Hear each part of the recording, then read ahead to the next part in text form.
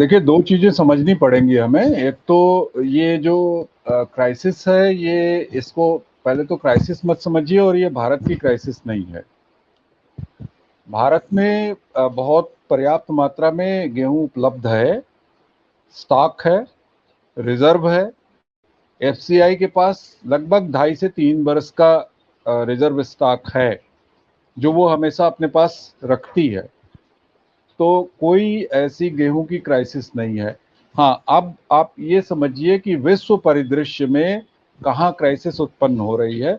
Europe के देशों में, अरब और कुछ जो है बाल्टिक नेशंस जो हैं, जिनको यूक्रेन सबसे बड़ा सप्लायर था गेहूं का, वहां समस्या आ रही है। और अचानक से जब एक विश्व बाजार में एक बड़ा वैक्यूम क्रिएट होता है किसी भी फूड प्रोडक्ट का, तो इन्फ्लेशन और साथ साथ स्कार्सिटी, ये 2 चीजें जो है बढ़ती हैं।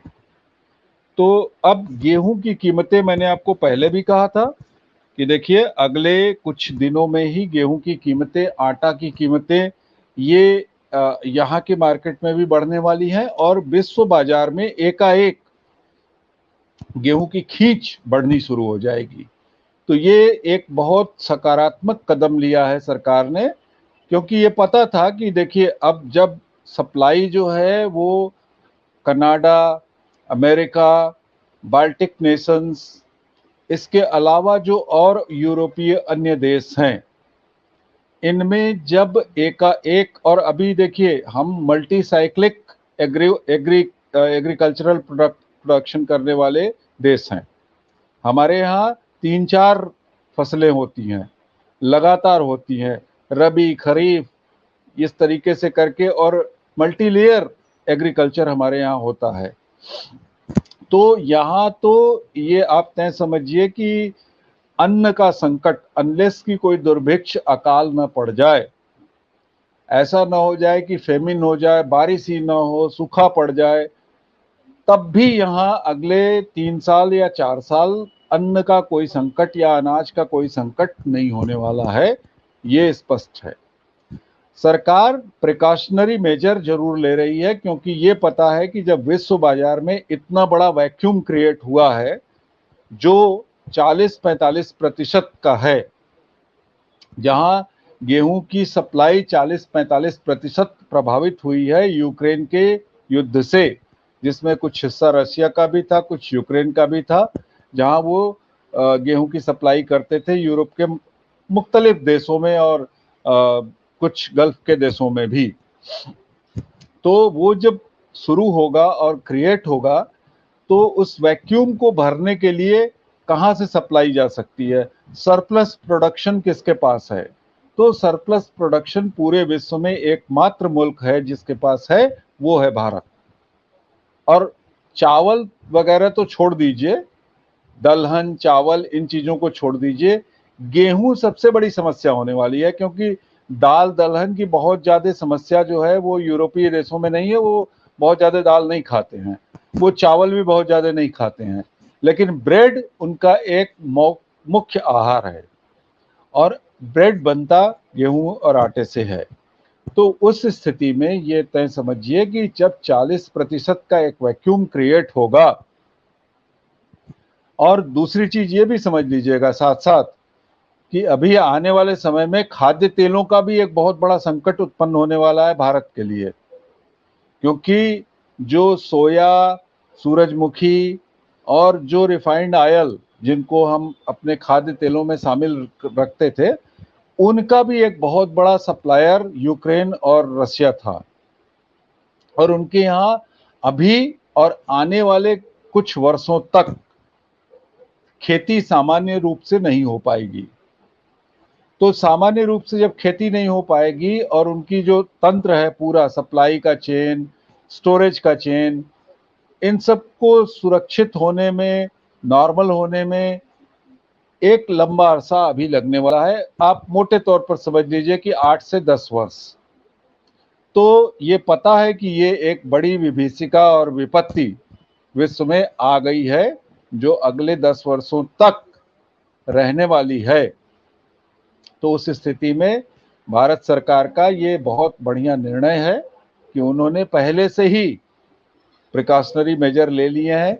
हाँ, अभी कुछ समय पहले लोगों ने जब ये शुरू हुआ तो बहुत तेजी से प्राइवेट प्लेयर्स जो है वो अचानक मार्केट में उतरे और उन्होंने खरीदारी करनी शुरू की बड़ी तेजी से प्राइवेट सेक्टर में। इसी वजह से गवर्नमेंट की जो खरीदारी थी उसमें कमी आई, क्योंकि प्राइवेट प्लेयर्स ने अचानक मार्केट से अनाज खरीदना शुरू किया और वो विदेश के अलग अलग जो बड़े ट्रेडर हैं, बड़े व्यापारी हैं, वो उसको स्टोर कर रहे हैं कि आने वाले समय उनके पास बहुत बड़ा भंडारण की क्षमता है, बहुत बड़े बड़े स्टोरेज हैं, तो वो सालों साल के लिए अनाज स्टोर कर सकते हैं, इतनी क्षमता उनके पास है।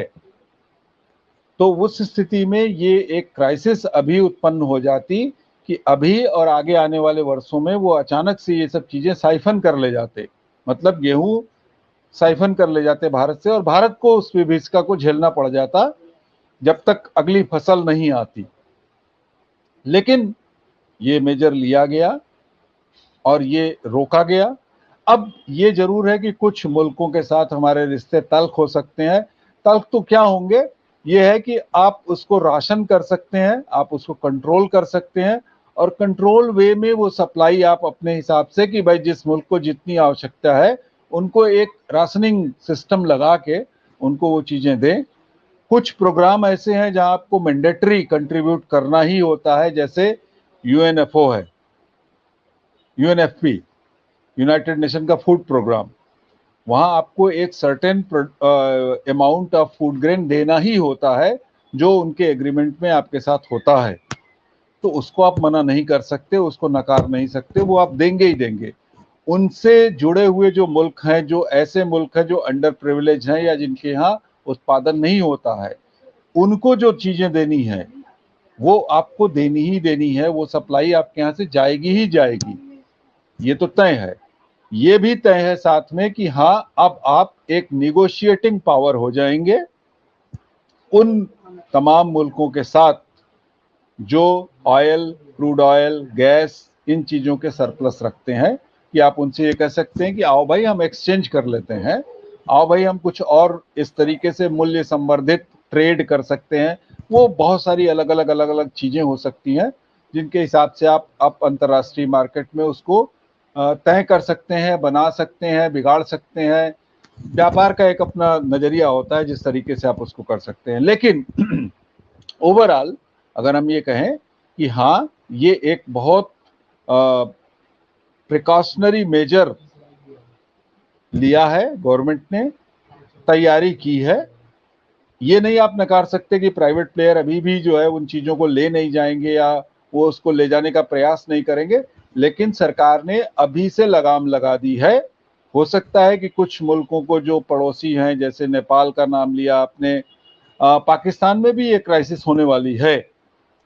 पाकिस्तानी नहीं, अफगानिस्तान में बहुत बड़ी क्राइसिस होगी अभी आटे और गेहूं, चावल इत्यादि की, क्योंकि वहां उत्पादन इस तरीके का नहीं है, इतना मैसिव लेवल का कि वो अपनी पूरी आबादी को जो है सप्लीमेंट कर सकें फूड की वजह से। और आप हमसे जुड़े रहने के लिए सब्सक्राइब करें YouTube पर, फॉलो करें ट्विटर पर और लाइक करें Facebook पर। और ज्यादा जानकारी के लिए आपको टाइप करना होगा सिर्फ न्यूज नशा।